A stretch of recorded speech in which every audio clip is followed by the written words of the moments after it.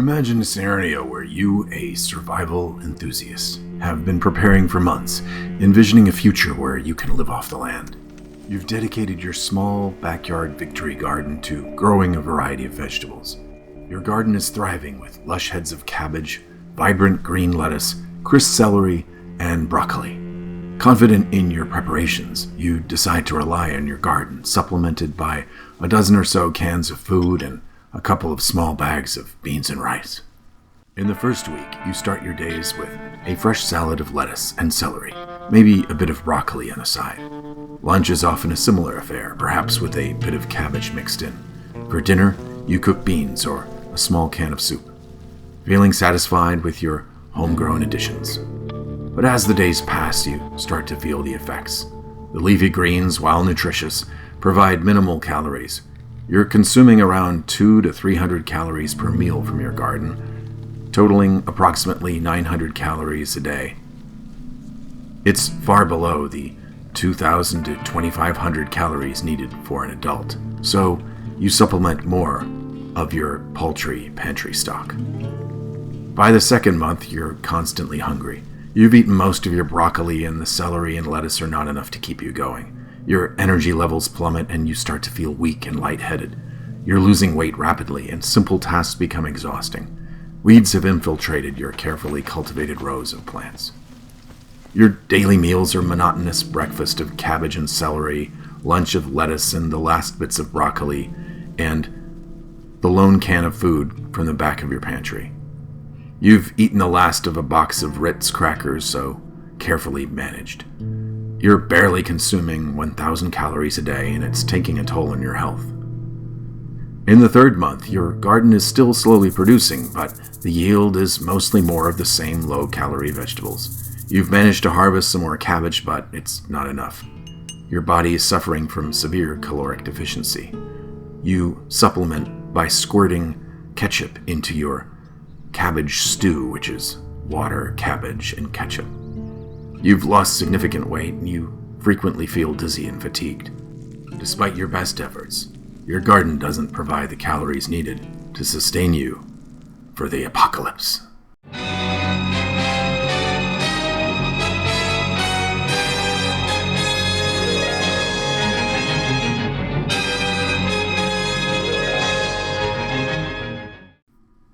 Hello, fellow mutants. Today we're talking about how you can create a supplemental garden that pairs perfectly with your emergency food supplies.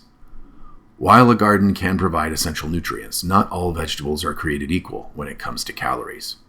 You might think of vegetables like cabbage, lettuce, broccoli, and celery when you think of gardening. While these veggies indeed provide vitamins and nutrients, they're not going to give you the calories you need to sustain yourself in a survival situation. You need to supplement your emergency food supplies with calorie-dense vegetables.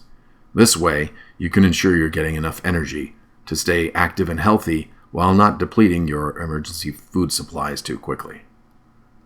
Let's talk about some calorie-rich vegetables that are perfect for a survival garden. Potatoes, sweet potatoes, and winter squash are excellent choices. They not only provide more calories, but also store well, making them ideal for long-term food security. Consider specific vegetables that do well in different parts of the country, especially your own. In the Midwest, West, and Northeast, potatoes are a staple. They thrive in cooler climates with well-drained soil, providing about 130 calories per cup.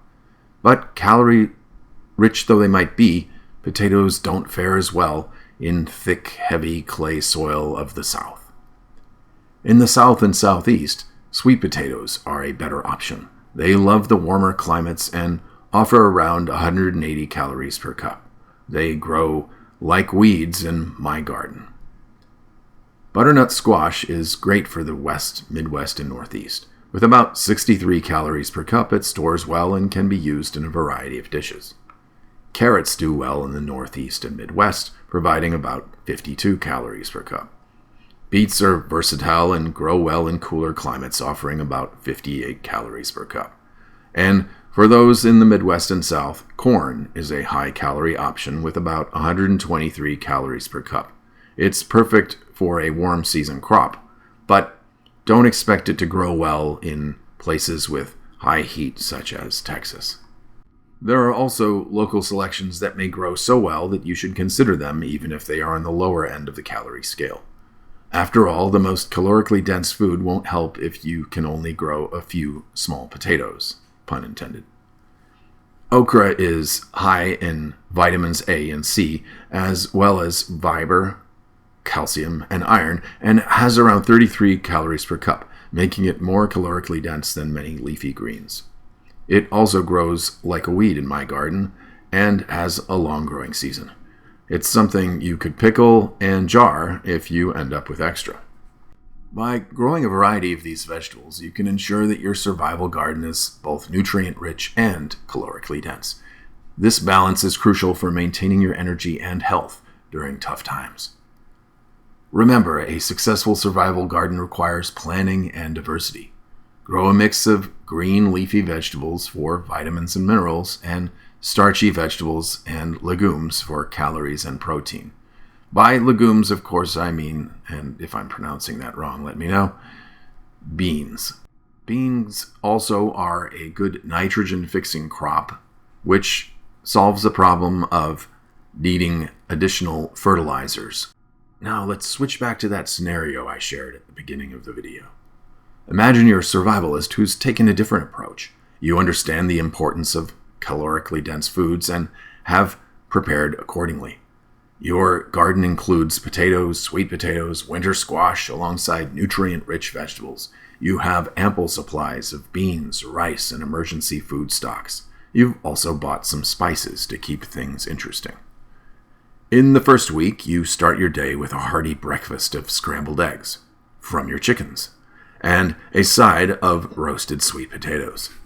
For lunch, you enjoy a bean and rice bowl with a mix of garden-fresh carrots and beets. Dinner is a satisfying vegetable stew made with potatoes, squash, and a can of chicken. Your meals are well-balanced and provide around 2,000 to 2,500 calories a day. You feel energetic and healthy, knowing you've prepared well. By the third month, you're still going strong. Your supply of emergency foods has dwindled dramatically, but you still have enough for another month or two. Rumors of trucks arriving in neighboring areas with supplies are encouraging. Breakfasts include roasted squash and a boiled egg. Lunch is a hearty bean and vegetable soup packed with calories and nutrients. Dinner is a stir-fry of rice, beans, potatoes, and garden veggies, with a can of fish to round it out. Your careful planning and diverse garden have paid off. You have maintained your health and energy levels thanks to the combination of homegrown vegetables and a well-stocked supply of high-calorie foods. Of course, these are not the only considerations when planning a survival garden. In a world where resources are scarce and survival is paramount, a thriving garden could quickly become a target for marauders and roving raiders. Here are some suggestions on how you could protect your garden and ensure it remains a source of food for you and your family. Plant strategically by intermixing your garden with wild plants, weeds, and natural foliage to make it less obvious. A garden that blends into its surroundings is less likely to be noticed by passers-by. Use natural barriers that might be discouraging to intruders, such as thorny hedges, rose bushes, for example. Keep quiet. Avoid talking about your garden and food stores with anyone outside your trusted circle. After all, this is intended to be a survival garden, not something you use for trade. The fewer people know about it, the better. Work discreetly. Tend to your garden early in the morning or late in the evening when there are fewer chances of being seen by others. Hide tools and gardening supplies. Keep those tools and supplies out of sight to avoid drawing attention to your gardening activities. Seeds and seed selection are key. You'll want to keep a stock of seeds stored safely so you can replant if your garden is destroyed or raided. Even though this garden is intended for the short term, who knows? It might go longer in, and different plants thrive in different times of the year when planted, so having a variety of seeds for different seasons is a good idea. Of course, this scenario includes the assumption that your garden will be producing during a growing season. It's a completely different topic, of course, if you live in a cold climate and have nothing producing in your garden and instead need to rely on stored foods, perhaps pickled, jarred, or otherwise preserved, from your garden. Ensure you have a well-stocked pantry, in any case, of non-perishable emergency foods stored in secure, hidden locations. Not saying necessarily that you need to have Mountain House or Patriot Supply or something like that, but white, long-grain rice is easily stored long-term, as are beans. Consider adding a few dollar store spices to your pantry as well, to keep things from getting monotonous. By incorporating these strategies, you can better protect your garden from potential threats and ensure that your hard work provides the sustenance you need, even in challenging times.